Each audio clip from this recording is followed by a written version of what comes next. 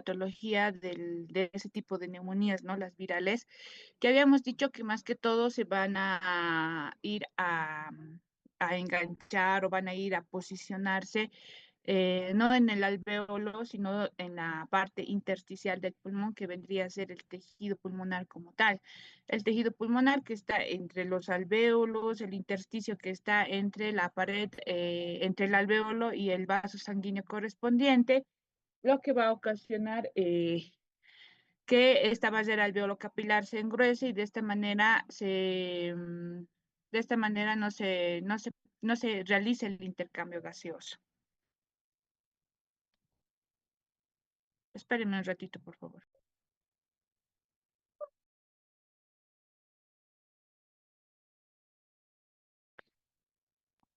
Ya. Entonces, esa básicamente es la fisiopatología de todas las neumonías. Algunos gérmenes van a afectar directamente el alvéolo y otros gérmenes van a posicionarse en el intersticio como los gérmenes atípicos. El principal germen atípico, el Mycoplasma pneumoniae.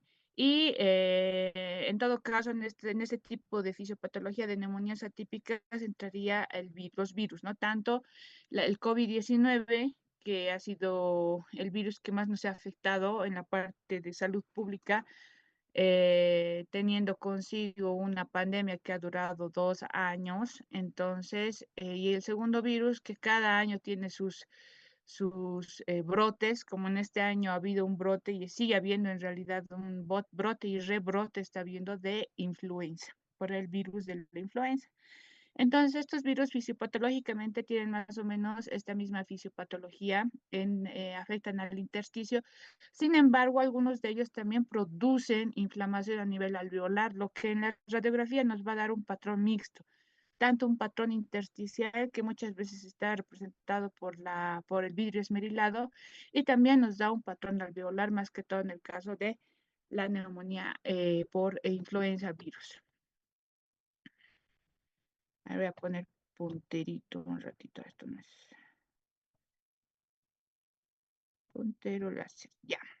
Entonces, vamos a empezar hablando sobre el COVID-19. Y como introducción, pues como todos sabemos, a finales del 2019 se ha identificado este nuevo coronavirus porque en realidad, coronavirus ya ha habido desde hace mucho tiempo, es un virus que siempre ha estado entre nosotros. Sin embargo, ha habido una modificación genética que lo ha vuelto un tanto más fuerte y se ha identificado un nuevo coronavirus, el 2019, como causa de un grupo de casos de neumonía en Wuhan, en la ciudad que es una ciudad de la provincia de China, de Hubei, ¿no? Entonces, todos sabemos que ahí se ha originado este virus, aparentemente transmitido hacia los seres humanos eh, por comer animales, ¿no? Entonces se propagó rápidamente, dando lugar a la epidemia en toda China, que luego se ha ido expandiendo a nivel mundial y lamentablemente ha llegado a casi todos los países del mundo, incluyendo nuestro país, produciendo grandes desastres en la salud pública y en la vida humana. El 11 de marzo del 2020, es decir, un año después, la OMS declara pandemia. A nuestro país ha llegado un año después, el 2020, aunque a finales del 2019, en realidad no es un año después, no, algunos meses después de que se ha iniciado, ha llegado rápidamente a nuestro país el 2020. El 11 de marzo, la OMS declara pandemia, es decir, un brote a nivel mundial, a evaluar la expansión generalizada de este coronavirus. Y en mayo del 2023, tras 3 años de la pandemia, la OMS declara, ni siquiera 2 años, 3 años de la pandemia, la OMS declara que la pandemia ya ha sido controlada y ya no se constituye tanto un problema de salud pública de afectación internacional, ¿no? Entonces, el 2019 aparece en China, el 2020 se declara pandemia y 3 años después, el 2023, en mayo, se declara que la pandemia prácticamente está controlada y ya no implica tanto un problema de salud pública. Se ha pasado mucho tiempo, que es la pandemia que más tiempo ha durado en la historia en realidad. Bueno, como epidemiología, el SARS-CoV-2 tiene su inicio hasta el año desde su inicio hasta el 2023 ha afectado a más de 500.000 o con 500 millones de personas y cobrando poco más de 6 millones de muertes en todo el mundo. De estos, 173.697.447 casos a 2.800 y 2.834.163 muertes pertenecen a la región de las Américas. Bolivia presenta, en realidad, ha presentado una disminución hasta el año pasado de un 37% de casos en la primera semana del 2023 y mantiene la letalidad del 0.1% en la sexta ola, ¿no?, que se ha llevado a cabo el 2023. Y Bolivia se ha ido manteniendo en realidad con las tasas más bajas de letalidad en el 2023, ¿no? Comparado del 2020, 2021, que se ha llevado a mucha cantidad de población este virus. Y es segundo en la tasa de mortalidad acumulada con 185.7%. La patogenia y la etiología. ¿Cómo afecta este virus que habíamos dicho que afecta al intersticio? El examen genealógico del SARS-CoV-2 reveló que pertenece al coronavirus del género beta coronavirus. Recibe su nombre debido al aspecto que tienen. Tienen unas púas alrededor que aquí pueden ver en la imagen. Tiene una especie de púas en que son sus proteínas, ¿no? En toda la envoltura, lo que le da el origen o la forma de una corona, y es por eso que se llama coronavirus, ¿no? Presentan sus viriones al microscopio electrónico semejante a una corona solar gracias a sus proteínas de superficie. Estructuralmente, los coronavirus son virus esféricos que miden entre 80 a 160 nanómetros de diámetro, con una envoltura de bicapa lipídica y que contienen genoma de ARN monocatenario y ssRNA de polaridad positiva, de entre 27 a 37 kilobases de longitud. Entonces, aquí tenemos una foto del coronavirus, obviamente así es como se ve al microscopio, y esto es una imagen que se ha logrado obtener, detallando la forma y sus partes, ¿no? Es una imagen esquemática del coronavirus. Entonces, tenemos varias capas de proteínas. Y empezando tenemos a la glucoproteína S, que es la más importante, que es en realidad las proteínas que le dan esa forma al coronavirus, esa forma de corona. Esas especies de púas que salen a través de la última o de la capa lipídica del coronavirus se llama la proteína S, o por su nombre en inglés, Spike, ¿no? Es la proteína Spike. Glucoproteína S. Es la proteína más importante y es la proteína encargada de irse a unir a cualquier parte del organismo donde hay los receptores ARN, que ahorita lo vamos o los receptores EK2, que ahorita lo vamos a especificar. Luego tenemos a la proteína E, y la proteína E es la que se encuentra aquí en esa capa de glicoproteínas. Estos son estos amarillitos que están viendo aquí en la imagen esquemática. Es la proteína E de envoltura, ¿no? Es la envoltura. La proteína M de membrana, que igual la tenemos aquí, son los verdes que están componiendo la membrana del virus. La proteína N, o la de nucleocápside, que es la que tenemos en color amarillo bajito o beige, que está en la imagen esquemática.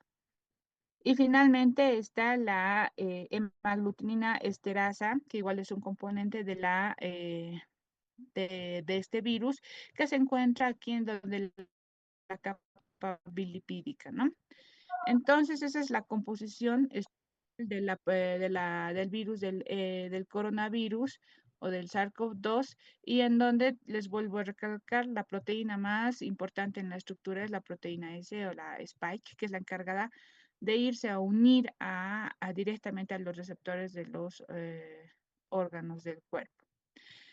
Entonces, ¿cómo es la fisiopatología? La proteína S, que es la que hemos visto, la Spike, se une directamente al receptor de la enzima convertidora de angiotensina EK2 o AC2.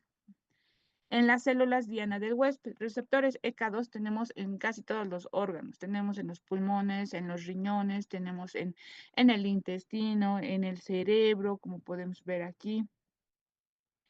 Tenemos en varios órganos, ¿no? Incluso en la glándula tiroides, y es por eso que este virus ha afectado no solamente al pulmón, sino que muchas veces ha producido complicaciones en otros órganos, y justamente es por estos receptores ECA2. El virus directamente iba a buscar estos receptores ECA2 sin importar el órgano, ¿no? La ubicación más frecuente sí ha sido pulmonar.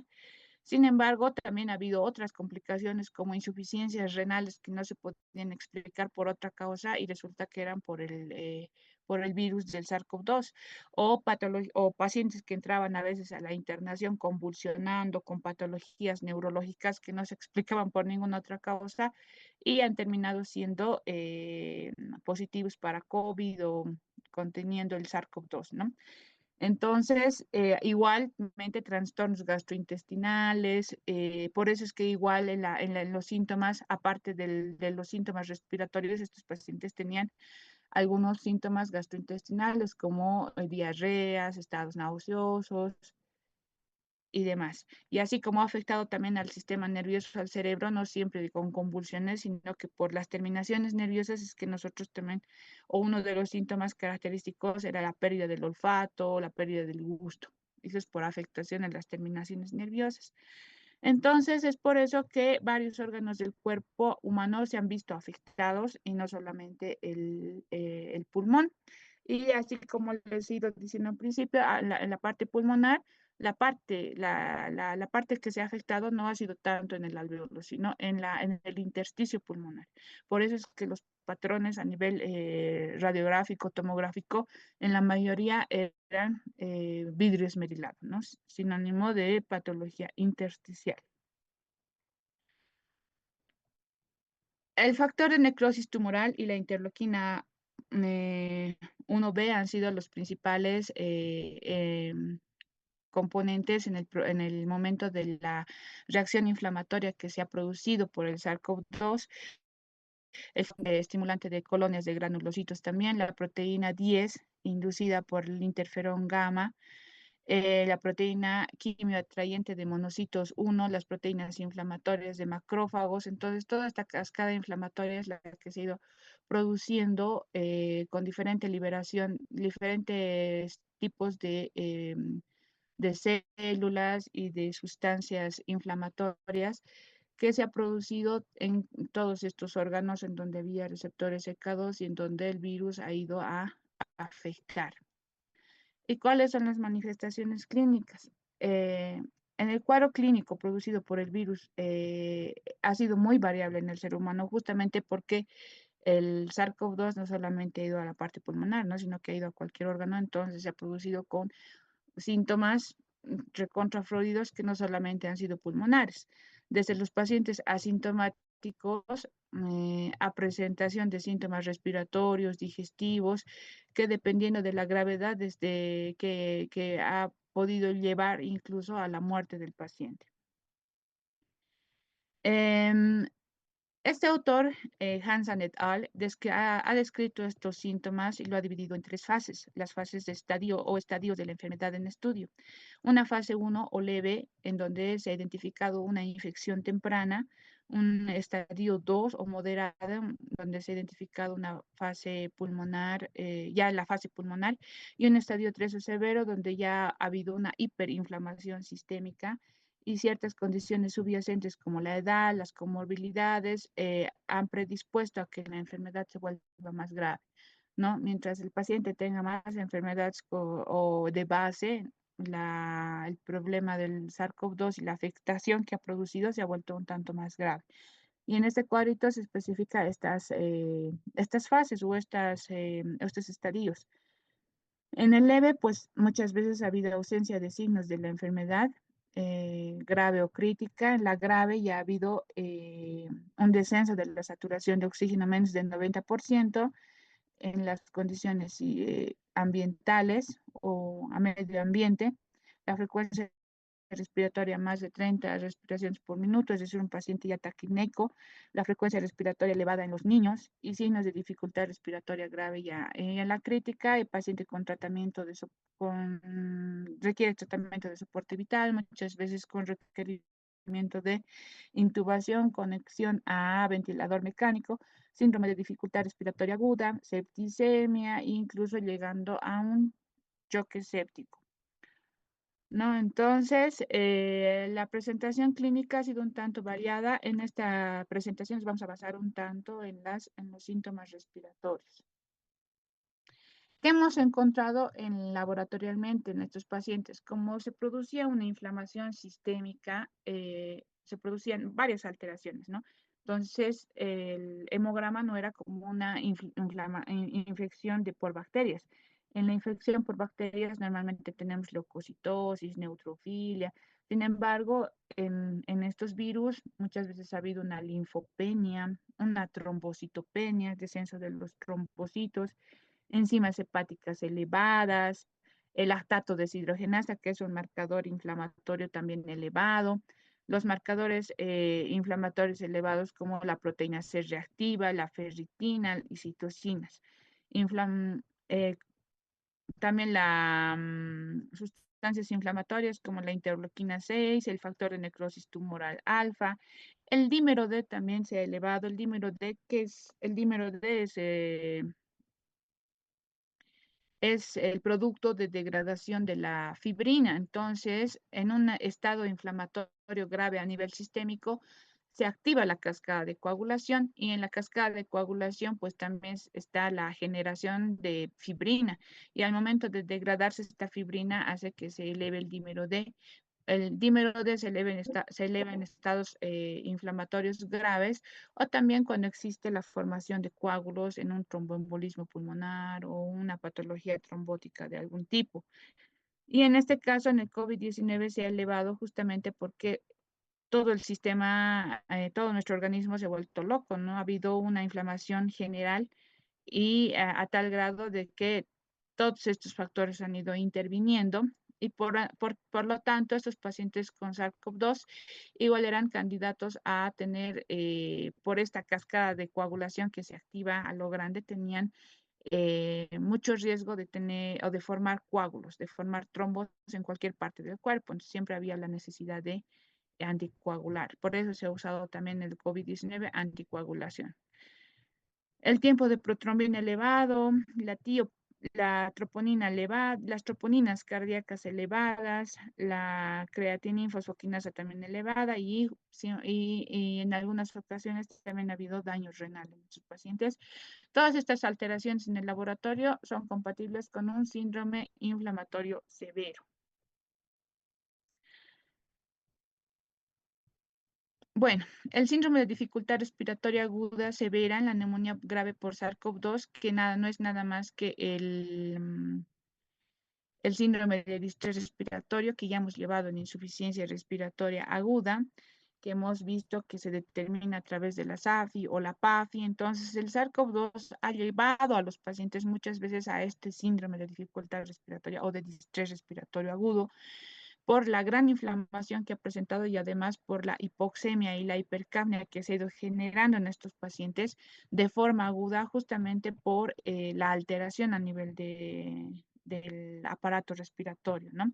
Entonces, la proteína spike, que son estas espigas que presenta la estructura del coronavirus, ha ido muchas veces a sentarse al intersticio, es decir, al tejido pulmonar como tal, pero también ha habido algunos virus que han logrado entrar al alvéolo y en el alvéolo han producido cierta reacción inflamatoria que ha evitado por estos dos lugares, es decir, por contenido en el alvéolo y también por inflamación a nivel del intersticio, ha producido que la membrana alveolo capilar se engruese y por lo tanto no haya el intercambio gaseoso correspondiente y eso ha originado que los pacientes entren a este estado de síndrome de distrés respiratorio agudo que ha llegado muchas veces al severo y muchas veces han llegado a fallecer todos estos pacientes. ¿No? El síndrome de distrés respiratorio agudo o de dificultad respiratoria aguda Ha sido la principal complicación en los pacientes con enfermedad grave y puede manifestarse poco después del inicio de la disnea. Y las infecciones secundarias ocurren en una minoría del paciente con COVID-19. En una revisión sistemática de 118 estudios, la tasa de confecciones bacterianas al momento del diagnóstico fue del 8% y la tasa de sobreinfecciones bacterianas identificadas durante la atención de COVID-19 fue del 20%, como sobreinfecciones por Klebsiella pneumoniae, Streptococcus pneumoniae, Staphylococcus aureus, que ya son complicaciones secundarias al COVID-19. Entonces, muchas veces, no, incluso a Acinetobacter baumannii se ha encontrado en estos pacientes que han empeorado el cuadro respiratorio en realidad, y eso es por la larga estancia hospitalaria que han requerido, porque esta inflamación sistémica generalizada no pasaba rápido, ¿no? Entonces, se han internado mucho tiempo y se han ido complicando con sobreinfecciones con bacterias, ya bacterias intrahospitalarias que hemos llevado ya en el anterior tema, como la Klebsiella pneumoniae, el Acinetobacter baumannii, Staphylococcus aureus, que incluso producen destrucción pulmonar. Hemos dicho que la Klebsiella pneumoniae y el Staphylococcus aureus producen abscesos y necrosis pulmonar, lo que ha llevado muchas veces a la muerte de estos pacientes. ¿Cómo se ha hecho el diagnóstico? Pues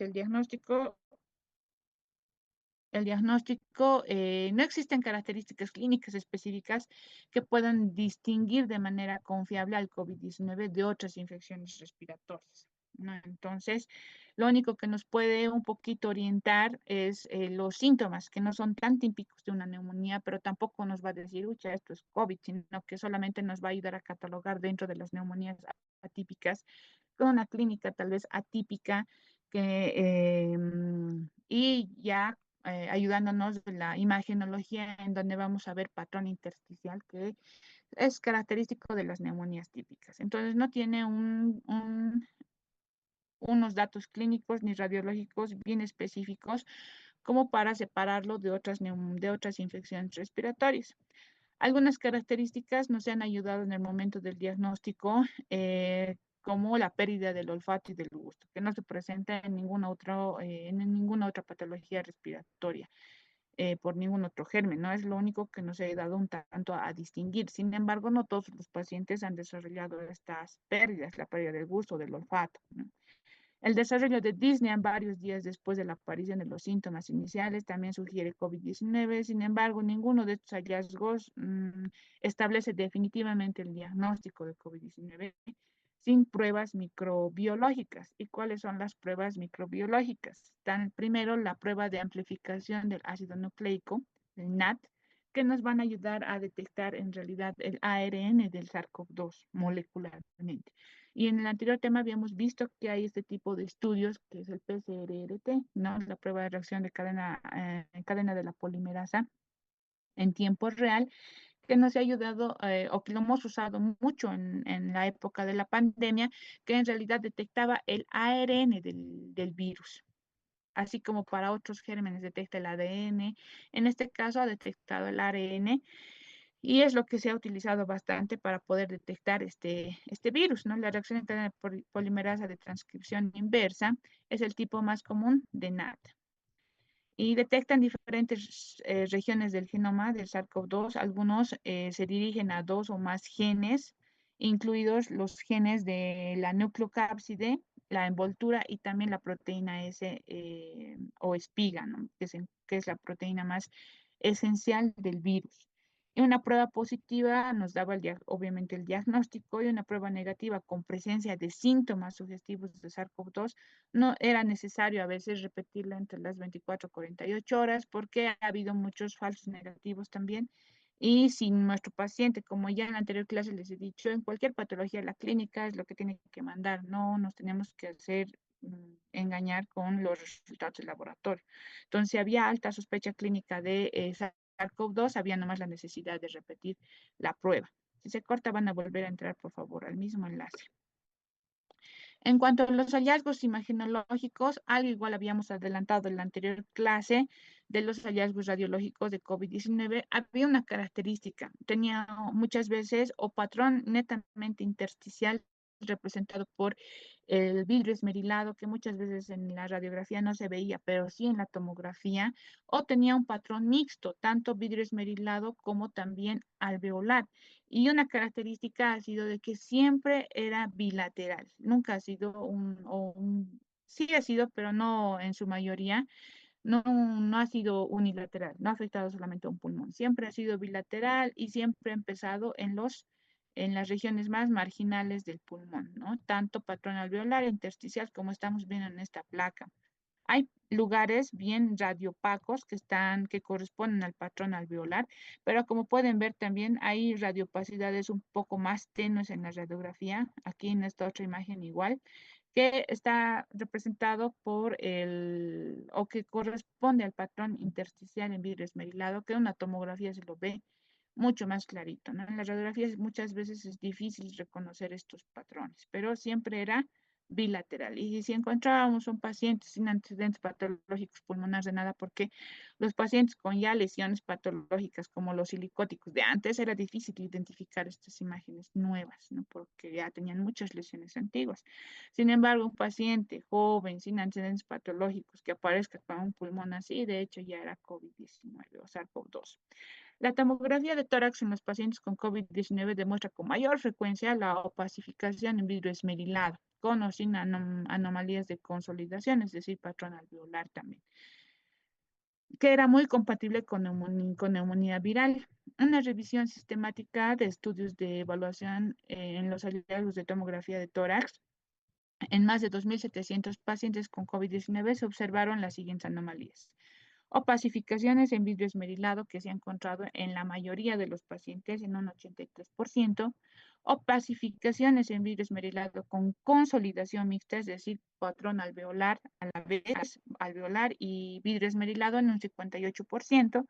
Engrosamiento pleural subyacente, como se ve un poco en estas imágenes, es decir, la pleura un tanto más blanquita a comparación de estos dos, entonces esa es la inflamación o engrosamiento pleural en un 52%, que obviamente en la tomografía se ve mejor, y engrosamiento de tabique interlobular en un 48% y broncograma aéreo en un 46%, ¿no? Entonces estas son las lesiones tomográficas que se han encontrado con más frecuencia en esta infección.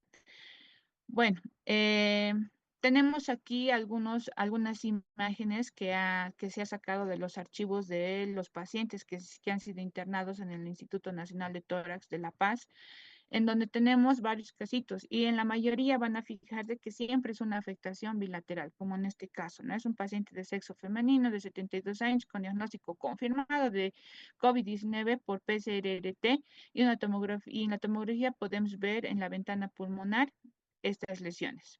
En círculo celeste, es decir, aquí se puede observar el patrón en vidrio esmerilado, ¿no? Un blanquito tenue, una radiopacidad tenue, sugerente de neumonía viral por COVID-19. Y en el círculo rojo ya tenemos imagen de ocupación alveolar, es decir, patrón alveolar que incluso tiene broncograma aéreo.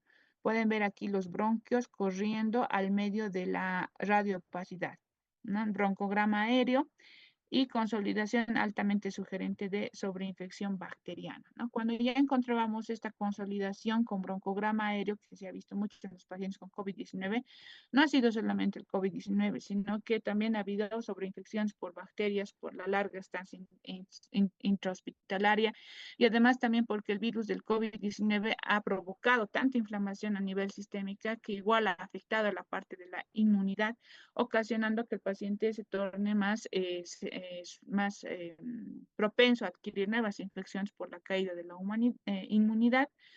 Por lo tanto, ha habido bastantes sobreinfecciones, no solamente con bacterias, sino también con hongos oportunistas, ¿no? Entonces, cuando ya encontrábamos un patrón alveolar, ya quiere decir que este paciente probablemente haya estado o esté infectándose con algún tipo de bacterias. Entonces tenemos aquí varios ejemplos en donde podemos ver el patrón en vidrio esmerilado en todas estas tomografías que vienen poco a poco a ser bilaterales, ¿no? Afectando ambos pulmones de situaciones leves hasta las más graves, como hemos visto en las radiografías anteriores, en donde totalmente todos los o todo el pulmón de ambos lados está tomado. Aquí tenemos radiopacidades distribuidas aleatoriamente en ambos campos pulmonares. Y aquí tenemos una diferencia entre COVID-19 y otras enfermedades. Tomográficamente, el COVID-19 con su afectación siempre bilateral, acompañado o caracterizado por el patrón en vidrio esmerilado y a la vez también por el patrón alveolar y siempre afectación bilateral, ¿no? Sin embargo, había que hacer muchas veces diferencias con otras enfermedades como la neumonía organizada, que a veces se presenta en enfermedades inmunológicas, en donde también teníamos ciertas opacidades, pero aquí, como ven, no hay mucho vidrio esmerilado bilateral, ¿no? Y la influenza, que en realidad no se presentaba un tanto más agresiva, con patrón en vidrio esmerilado, patrón alveolar, broncograma aéreo y de afectación enteramente bilateral pulmonar, ¿no? Entonces, varias veces o en la mayoría de las veces no hay mucha diferencia entre COVID-19 y la influenza, y para diagnosticar estas enfermedades siempre es necesario las pruebas moleculares como el PCR-T, que es el más efectivo, el más seguro. Las CDCs de los Estados Unidos no recomiendan la tomografía de tórax para confirmar o descartar una infección de SARS-CoV-2 o influenza debido a los hallazgos tomográficos muy similares, ¿no?, entre estas dos patologías y también entre otras patologías. Es necesario siempre hacer una correlación clínica. La clínica nos tiene que mandar una tomografía y para diagnosticar virus siempre es necesario las pruebas moleculares, que actualmente lo seguimos haciendo en el PCR-T. Se sigue realizando mediante el CEDES Potosí para el diagnóstico de SARS-CoV-2 e influenza, y es por eso que últimamente estamos teniendo brotes de influenza, porque están saliendo varios pacientes negativos para COVID, pero sí positivos para influenza. El ultrasonido, es decir, la ecografía, igual ha sido de bastante ayuda en los hospitales y al momento del diagnóstico, porque nos ha ayudado a ver este tipo de consolidaciones bilateral en el pulmón. Muchas veces los hospitales estaban tan llenos o no se tenía acceso a la tomografía de forma particular. La tomografía es un estudio que cuesta caro y algunos pacientes no tienen posibilidad de pagar este estudio, y por eso es que la ecografía es de bajo coste y ha ayudado bastante en el diagnóstico de ese tipo de neumonías. Los hallazgos en la ecografía de pacientes con COVID-19 ha habido o han sido documentados como engrosamiento o discontinuación o interrupción de la línea pleural, aparición de las líneas B de Kerley visibles debajo de la pleura, que aparecen discretas, multiformes, confluentes, consolidaciones irregulares en tiras, nodulares, signos de broncograma aéreo en las consolidaciones. Aunque la ecografía parece ser relativamente sensible para el diagnóstico de COVID-19, algunos estudios han informado una especificidad baja, ¿no?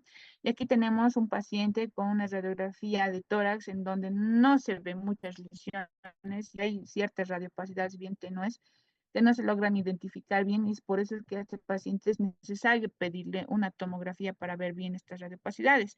Y en la tomografía podemos ver que hay ya consolidación, ¿no? E imagen en vidrio esmerilado.